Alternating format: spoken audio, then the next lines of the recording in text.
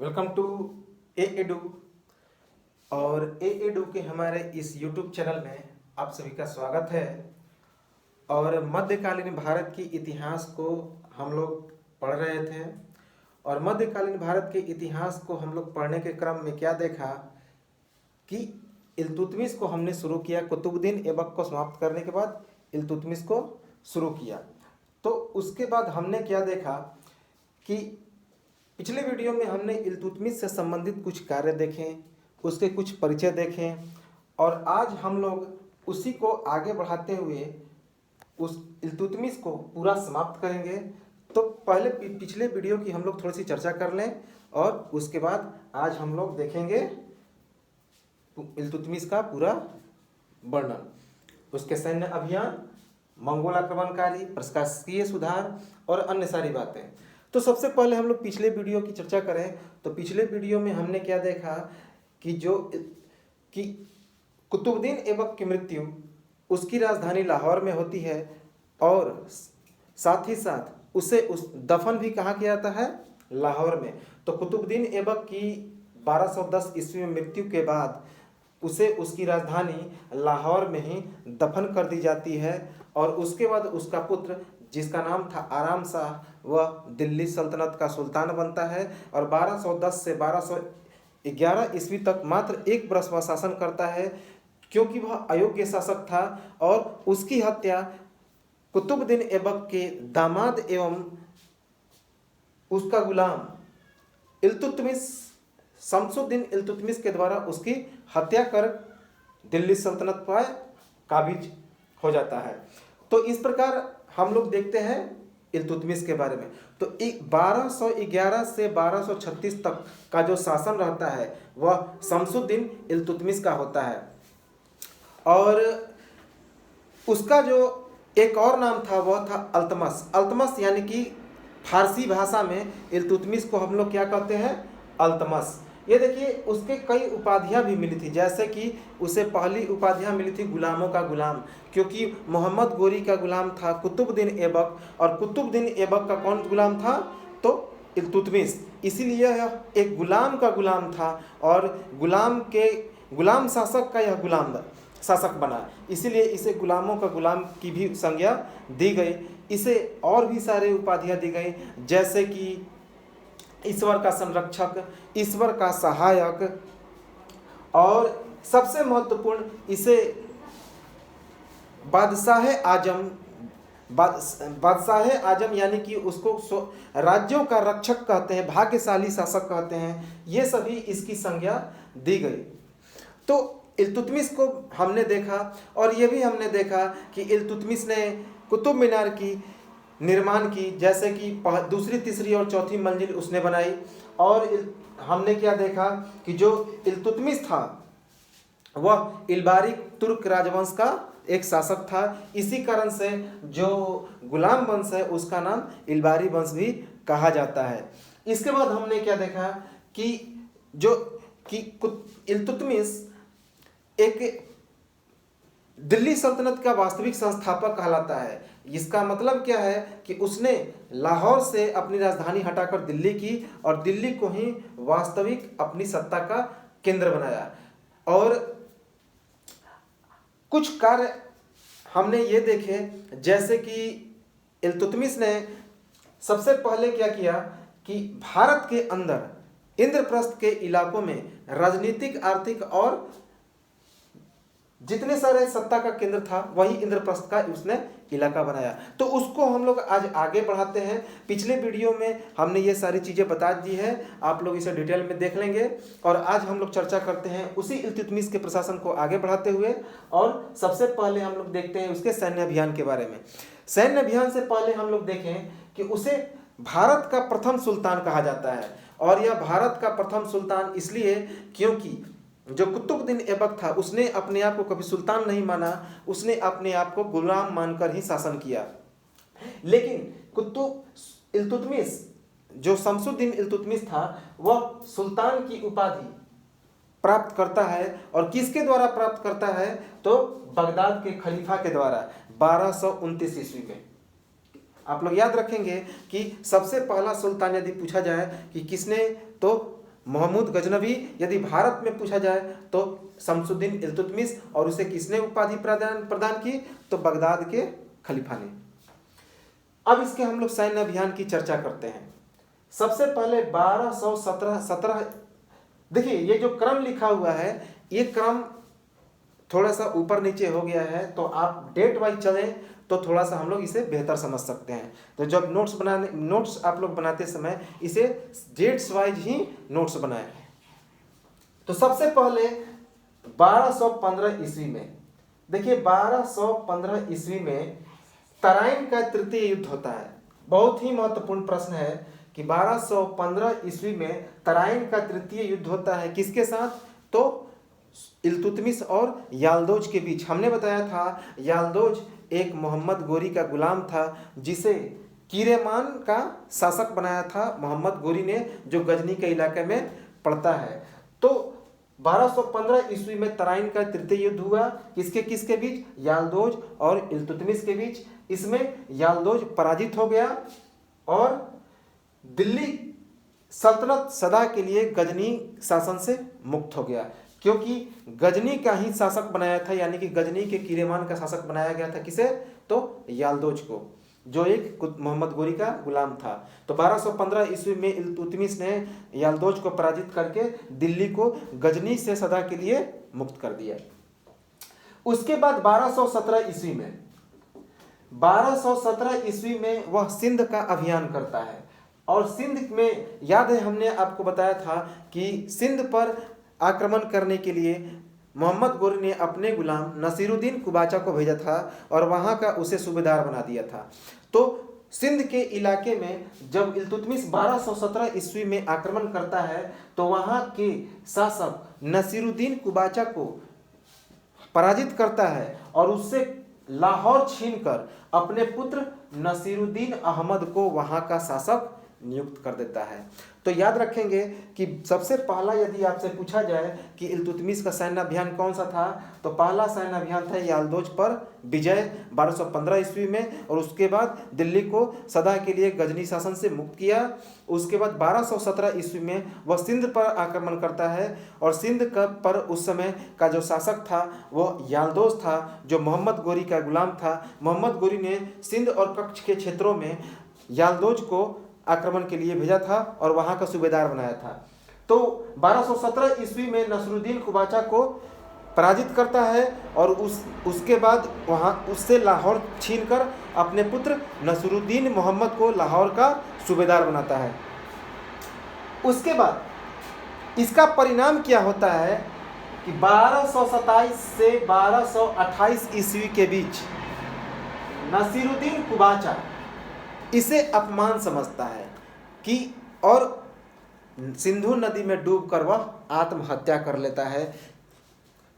1217 ईस्वी में पराजय के बाद अपमान स्वरूप कुबाचा सिंधु नदी में डूबकर आत्महत्या कर लेता है। 1225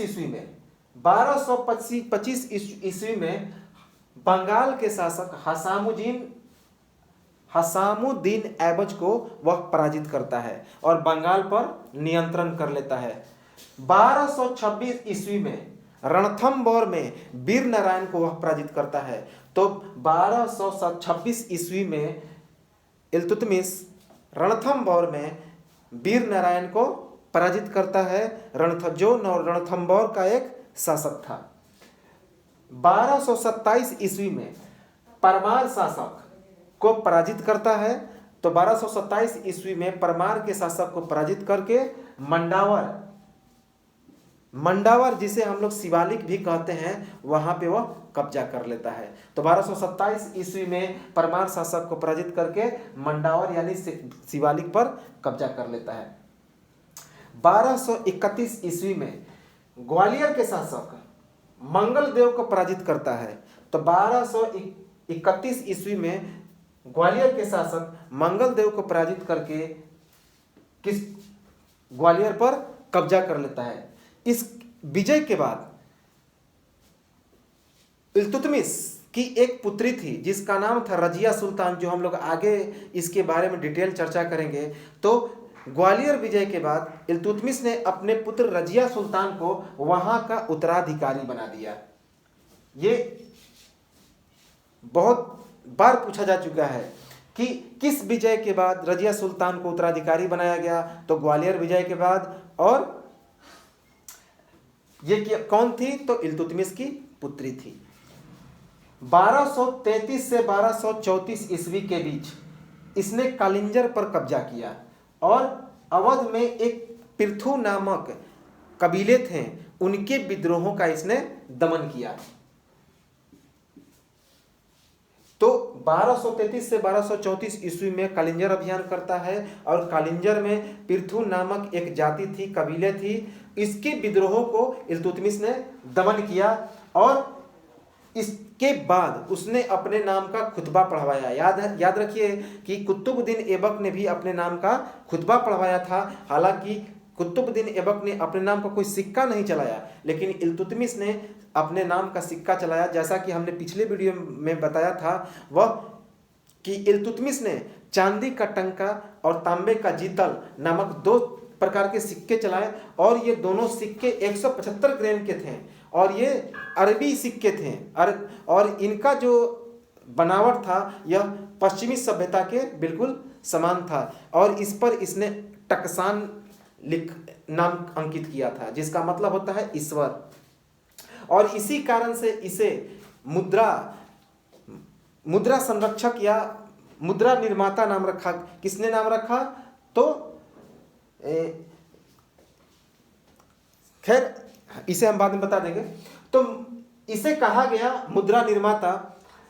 तो अब हम लोग आते हैं क्या कि 1229 ईस्वी में सत्ता को खलीफा से वैधता मिलती है। सत्ता को खलीफा से वैधता मिलती है, दिल्ली सल्तनत को स्वतंत्र स्थिति की मान्यता मिलती है। तो खलीफा, याद है हमने बताया था कि जो धार्मिक संप्रदाय, इस्लामिक जो धार्मिक संप्रदाय के मुख्य व्यक्ति होते हैं उन्हें खलीफा कहा जाता है। तो खलीफा से उनको वैध मिल जाती है और दिल्ली सल्तनत को स्वतंत्र स्थिति की मान्यता मिलती है। कब, 1229 ईस्वी में। ये बहुत ही महत्वपूर्ण फैक्ट है। दिल्ली सल्तनत का प्रथम वैधानिक सुल्तान 1229 ईस्वी में ही इसको बनाया जाता है, जब बगदाद के खलीफा ने इसको मान्यता दे दी। तो 1229 ईस्वी में बगदाद के खलीफा के द्वारा इसे मान्यता दिया गया और दिल्ली को स्वतंत्र राज्य के रूप में भी मान्यता मिली। अब इसके कुछ समस्याएं थी। देखिए, इसकी प्रथम समस्याओं क्या थी। पहला तो समस्या था गुलामों के द्वारा इन पर आक्रमण। जब यह भारत पर शासक बना तो सबसे पहले भारत के क्षेत्रों पर कुबाचा, उसके बाद यालदोज, इन सभी का शासन अलग अलग क्षेत्रों में था। तो सबसे पहले उनसे निपटना था। तो 1211 से 1220 ईस्वी के बीच इल्तुतमिश इन शत्रुओं पर नियंत्रण करता है। दूसरा, मंगोल समस्या। मंगोल एक प्रकार की जाति थी, क्योंकि वहां का एक सबसे प्रमुख आक्रमणकारी था और सबसे भयंकर आक्रमणकारी था, जिसका नाम था चंगेज खां उर्फ तेमुजिन। तो वह भारत पर आक्रमण करता है। तो उसकी सबसे बड़ी समस्या थी। तो 1221 से 1227 के बीच में मंगोल आक्रमणकारियों को भी वह दबाता तो नहीं है, क्योंकि चंगेज खां काफी आक्रमणकारी था। तो उसकी समस्या से यह निपटता है। 1227 से 1236 ईस्वी के बीच यह अपने साम्राज्य को संगठित करने का पूरा प्रयास करता है। हाँ, तो नेल्सन राइट नाम था, जिसने इल्तुतमिश को क्या कहा, मुद्रा का निर्माता कहा, मुद्रा विशेषज्ञ कहा। याद आप लोग रखेंगे, ये पिछले वीडियो में हमने बता चुका है। तो मुद्रा विशेषज्ञ किसने कहा, नेल्सन राइट ने। अब देखिए, तो 3 प्रकार के समस्याएं उत्पन्न हो गई। पहला तो समस्या शत्रुओं पर नियंत्रण 1211 से 1220 ईस्वी के बीच। 1221 से 1227 ईस्वी के बीच यह मंगोल समस्या से जूझता है और 1227 से 1236 ईस्वी के बीच इसे अपने राज्य को संगठित भी करना होता है। यह भी इसकी एक अलग समस्या थी। अब हम लोग आते हैं मंगोल पे। देखिए, मंगोल एक प्रकार की जनजाति है जो चीन के उत्तरी इलाके में, आपको पता होगा कि चीन में एक सब बहुत ही बड़ा रेगिस्तान है जिसका नाम है गोबी। तो चीन के उत्तर में गोबी नामक रेगिस्तान के ये निवासी थे मंगोल, जिनकी भाषा मंगोलिया है, इनकी जनजाति मंगोलिया भी कहलाती है। तो मंगोल की जो जाति थी चीन के उत्तर में गोबी नामक रेगिस्तान की ये निवासी थे। ये घूमने फिरने वाले अर्ध सभ्य जाति के निवासी थे, यानी कि ये पूरी तरह से सभ्यता संस्कृति से परिपूर्ण नहीं थे, ये घुमंतु जाति के थे, ये अर्ध सभ्य जाति थे। इनका जो पेशा था घोड़ा एवं अन्य पशुपालन। तो मंगोल जाति घोड़ा एवं अन्य पशुपालन करके अपनी जीविका को चलाते थे। ये गंदे रहते थे तथा अन्य सभी प्रकार के मांस खाते थे। तो कई प्रकार की मांसों का यह सेवन करते थे और गंदे रहते थे। स्त्री विषयक नैतिकता का सर्वथा अभाव, इनमें स्त्रियों के विषय का जो नैतिकता था वे पूरी तरह से अभाव था, लेकिन वे माँ का सम्मान करते थे। ये फैक्ट याद रखिएगा कि मंगोल साम्राज्य में स्त्री विषयक नैतिकता का सर्वथा अभाव रहा, लेकिन मंगोलों ने माँ का सम्मान, माँ का हमेशा क्या करते थे, सम्मान करते थे। विभिन्न प्रकार के कबीलों में बटे हुए थे। तो जो मंगोल जाति थे वे अलग अलग कबीलों में बटे हुए थे। उसी में एक कबीले का एक सदस्य था, उसी कबीले में से एक कबीले में जन्म हुआ था चंगेज खां का 1163 ईस्वी में, जिसका मूल नाम क्या था, तेमुजिन। तो चंगेज खां का मूल नाम था तेमुजिन। यह इसी किसी एक कबीले का एक सदस्य था जिसे महान एवं श्रापित कहा गया है। ये कई बार सिविल सेवा की एग्जाम में पूछा जा चुका है कि चंगेज खां को कौन कौन सी उपाधियां मिली। तो एक तो महान और दूसरा श्रापित। इसके पिता का नाम था बेसुगाई बहादुर। हालांकि ये इंपॉर्टेंट फैक्ट नहीं है, फिर भी आप लोग जान लें कि चंगेज खां के पिता का नाम था बेसुगाई बहादुर। इसने अपने आप को खुदा का कहर बताया। खुदा का कहर का मतलब होता है कि यह काफी ही क्रूर व्यक्ति था। यह अपने आक्रमण से सभी लोगों को भयभीत कर चुका था और कई इलाकों में, कई देशों में यह अपने भय को स्थापित भी कर चुका था। इसलिए इसने अपने आप को क्या कहा, खुदा का कहर। 1221 ईस्वी में चंगेज खां, यह एक प्रकार का मंगोल आक्रमणकारी था। मंगोल आक्रमणकारी चंगेज खां तिब्बत के राजा एवं ख्वारिज्म के शासक जलालुद्दीन मांगबरनी का पीछा करते हुए भारत की तरफ बढ़ा और सिंधु नदी के तट पर आ गया। लेकिन इल्तुतमिश ने मांगबरनी की कोई मदद नहीं की, क्योंकि इल्तुतमिश को चंगेज खां की शक्ति का एहसास था और मांगबरनी की सहायता का मतलब था कि चंगेज खां से दुश्मनी मोल लेना, जो एक मृत्यु से कम नहीं था। देखिए 1221 ईस्वी में चंगेज खां आक्रमण करता है भारत पर और वह तिब्बत के राजा, तिब्बत में एक ख्वारिज्म शासक था जिसका नाम था जलालुद्दीन मांगबरनी, उस पर वह आक्रमण करता है। जलालुद्दीन मांगबरनी वहां से भागते भागते भारत की तरफ पहुंचता है और सिंधु नदी को वह पार करता है। लेकिन वहां पे इल्तुतमिश का शासन था और उसने इल्तुतमिश से मदद मांगी, लेकिन इल्तुतमिश ने उसकी मदद करने से इनकार कर दिया, क्योंकि इल्तुतमिश को पता था कि चंगेज खां कितना क्रूर एवं शक्तिशाली शासक है, आक्रमणकारी है, इसलिए उसने उसकी कोई मदद नहीं की।